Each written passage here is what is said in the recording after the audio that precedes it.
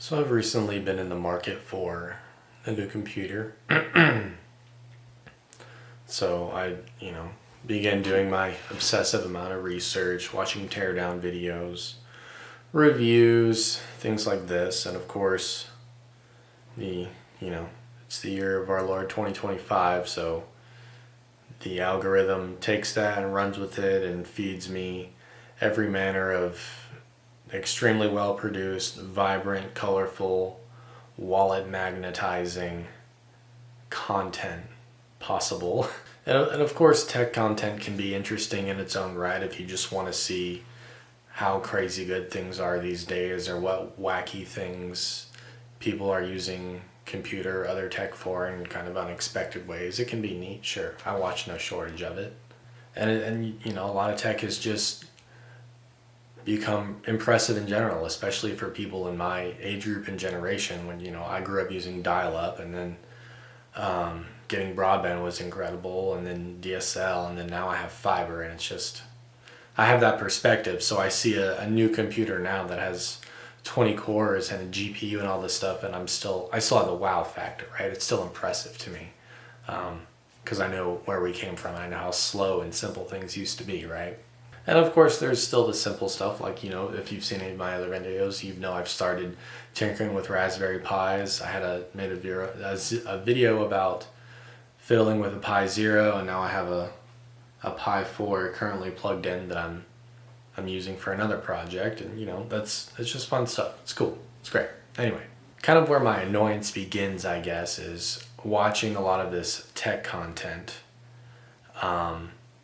People talking I think I'm more inclined to call them influencers because that's what it feels like.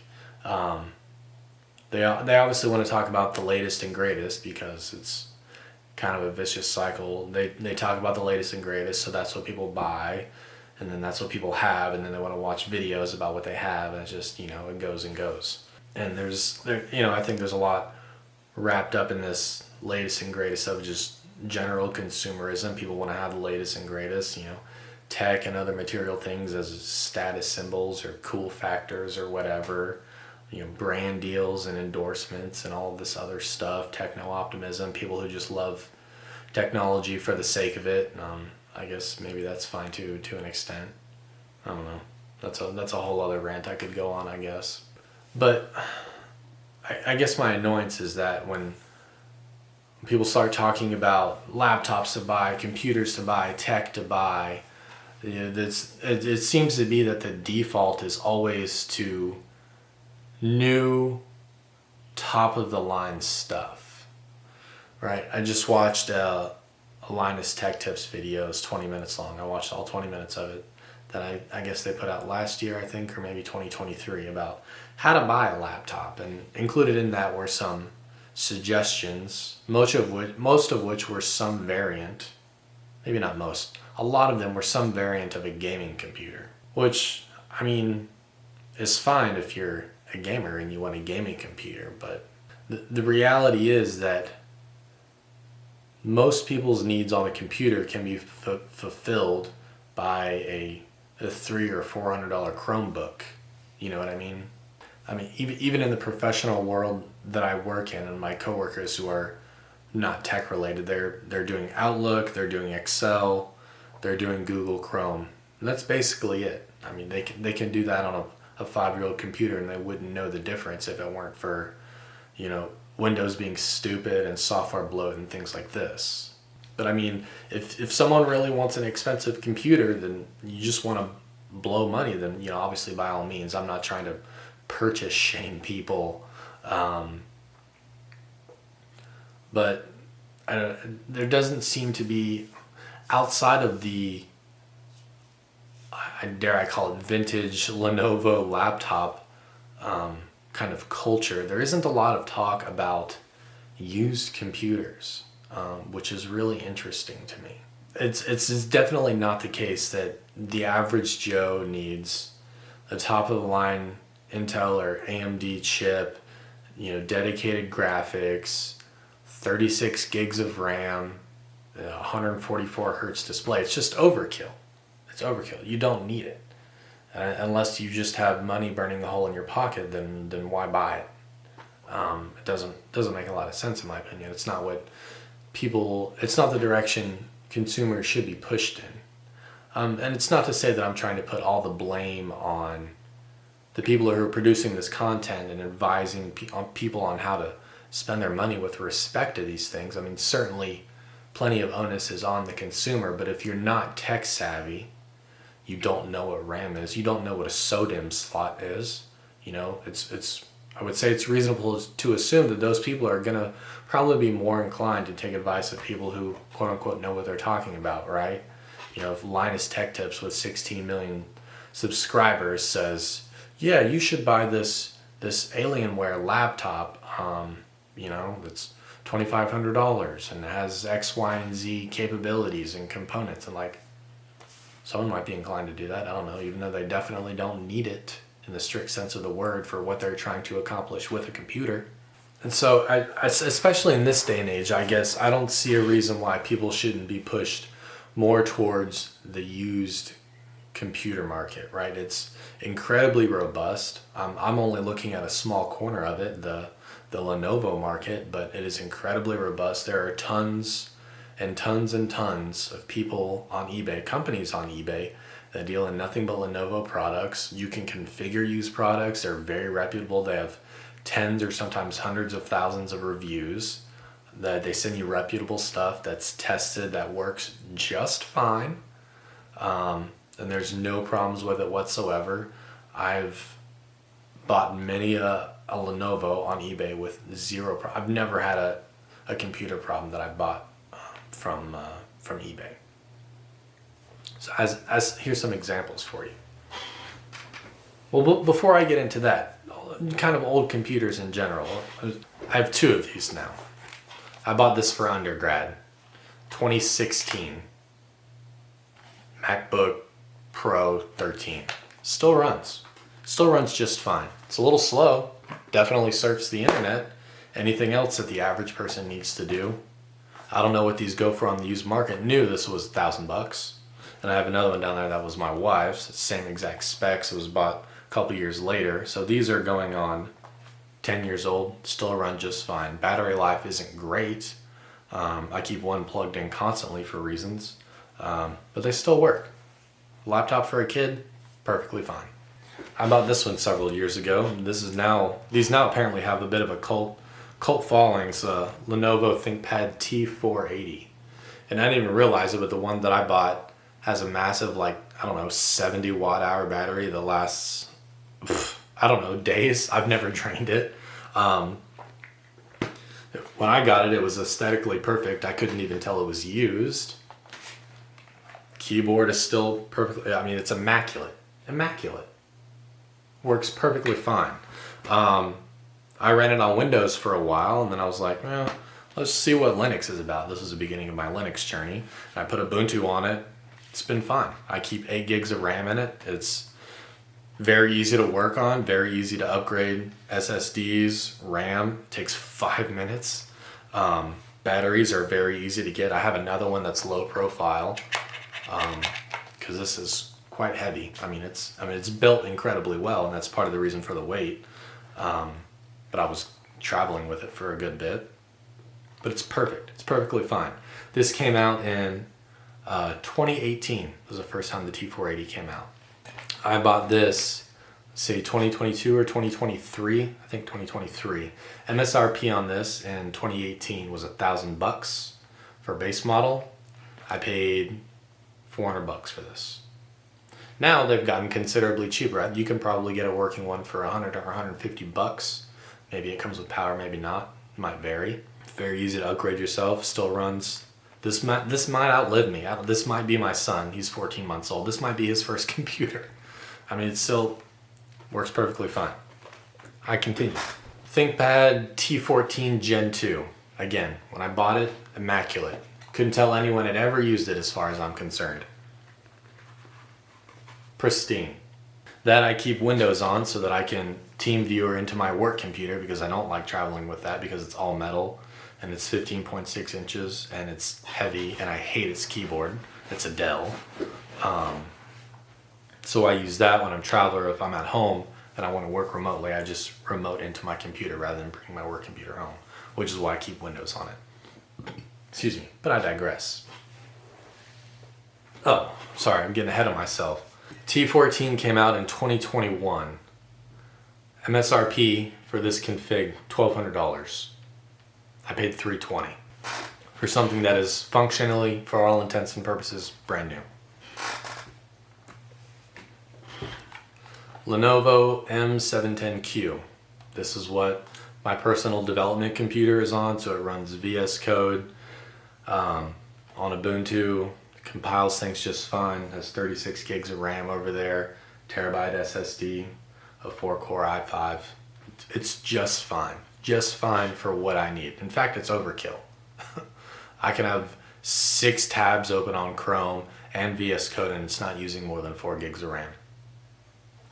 But this, when it came out in 2017, MSRP on this config was $700. I paid $70, 1/10 the price. So it works perfectly fine. And in fact, I have several of these because if you saw one of the first videos I've made in recent history, I built a Beowulf cluster out of 4 of these. And now I've begun to repurpose them for other things, one of which was for my personal computer. And lastly, it's not here yet, but I ordered a ThinkPad P53, which originally came out in 2019. MSRP on the config that I bought was $2,000, and I just spent $350 on that. So I've kind of bought a lot of computers, generally speaking, right? But in the beginning, I didn't know what I want, and then at that point, that one was quite old and couldn't, can't web browse quite as well. It's it's a very old i5. I think 1.7 or 1.8 gigahertz. And then I got the T14, which I have no problems with. It just doesn't fill some of the needs that I now have. So my needs have changed a little bit, right? I want to do some machine learning and research and stuff like that, which is why I upgraded to the P53, which has dedicated GPU with CUDA cores and stuff, so that I can do some light machine learning and stuff like that. So all of that being said, those 4 computers, including the 1-liter PC, is like $1,000, $1,100 across the 10 years. You know what I mean? That's hard to argue with when all of my needs are being met and exceeded for the most part. Like if I had known what I wanted from the get-go, before I got into the tech industry, and I desired something that I could use to learn new things with rather than just the stuff that I was currently doing, if that makes sense.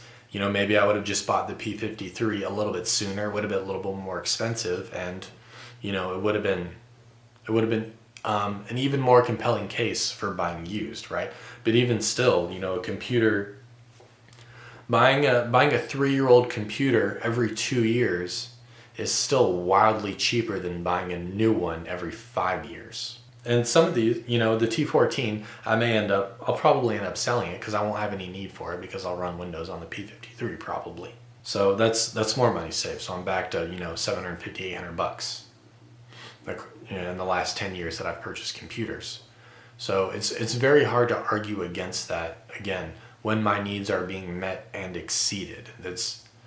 In comparison, it seems ridiculous to me to spend $1,000, $1,500, $2,000 on a new computer, especially. We've always said it, and people continue to say that they don't make things like they used to. I don't know. I haven't purchased a new computer since that MacBook Pro in 2016 for undergrad. Those specs haven't aged well. The build quality has, certainly, but it's a Mac. It's kind of in a category of its own in that respect. ThinkPads, I don't know if a new X1 Carbon is built as robustly as this T480. Probably not, because it's considerably thinner. It's probably 2/3 as thick. Does it manage heat as well? Probably not, maybe. I don't know. It's hard to say. it's very hard for me to believe that stuff could be built better than this era of computers that I have. So and I know for a fact that newer ones are not nearly as upgradable. This has upgradable RAM, SSD, Wi-Fi card, and NVMe SSD, M.2 slots. And it's wildly easy to do. And this has an absurd amount of I/O. 1, 2, 3, 4, 5, 6, 7, 8, 9, 10, 11, 12 I/O ports on this thing. That's stupid. 3 display ports, 1, 2, 3, 4, 5, 6 USB ports, Ethernet, power, and 2 more USB on the front, and then microphone and headphones. That's ridiculous. $70. For most people, this is overkill, and it's $70. You can't really argue against it. So I can't imagine myself, even if I was just had more money that I know what to do with, I don't know that I would ever buy a brand new computer, because I know even if you buy a warranty, those are a pain in the neck to deal with. You got to ship it off. They got to give you some rigmarole runaround about what's wrong with it. You get it back in 4 months. Maybe it's fixed, maybe it's not. Sounds like a nightmare. I'd rather take what's turned out to be a pretty good gamble for $400 to $500 on a used machine, know that it works, or I get to turn around and return it to eBay and get all of my money back. I mean, the cons to buying used don't seem to exist. You know, and I know it's like you can't keep the same computer forever, right? Like software has become increasingly bloated over the years. Chrome takes up almost a gig of RAM at idle with one tab open that's not even YouTube streaming a video. Like, stuff gets more computationally intensive and requires more of your system. Totally understandable.